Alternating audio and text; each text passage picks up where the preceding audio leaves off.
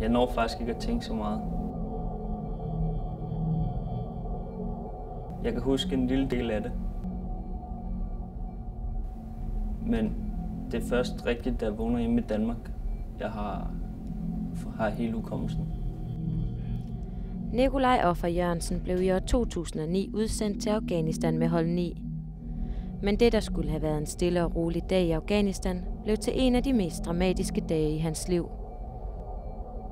Folk går i bad, fordi det var rimelig varmt. Og så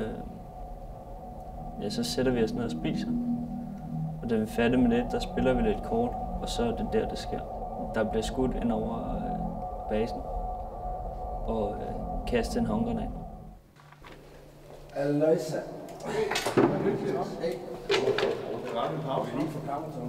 Gerne at være med. Ja, selvfølgelig.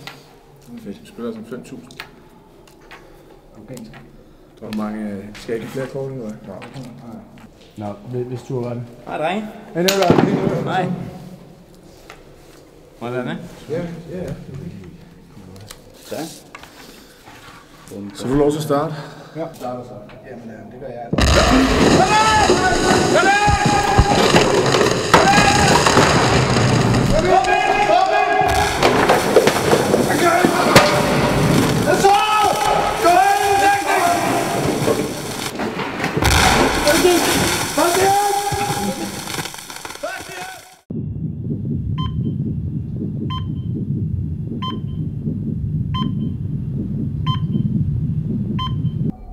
Så bliver der så fred, og der bliver givet førstehjælp.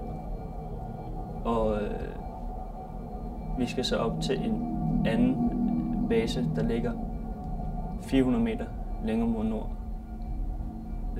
Men problemet er, at der er noget sandstorm, så man skal sådan føle sig frem i et lidt farligt terræn. Men vi kommer op, og der bliver kaldt på helikopter gennem radioen, og vi bliver fløjet til en nabostat, eller hvad man skal sige, og jeg blev opereret der.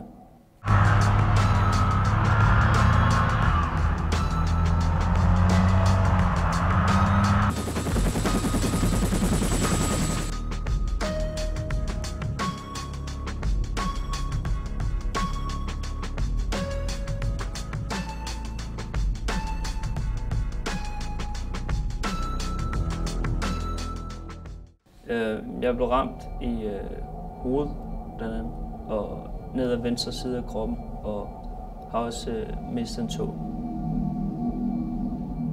Jeg kunne heller ikke lugte noget i et par måneder bagefter, men det har noget at gøre med det sted, jeg blev ramt.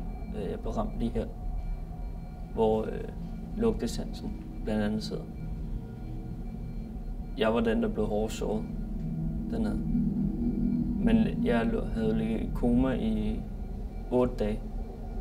Og så 5 dage efter det, kan jeg sådan begynde at kunne huske noget igen. Jeg tror, det har været rimelig hårdt på min mor.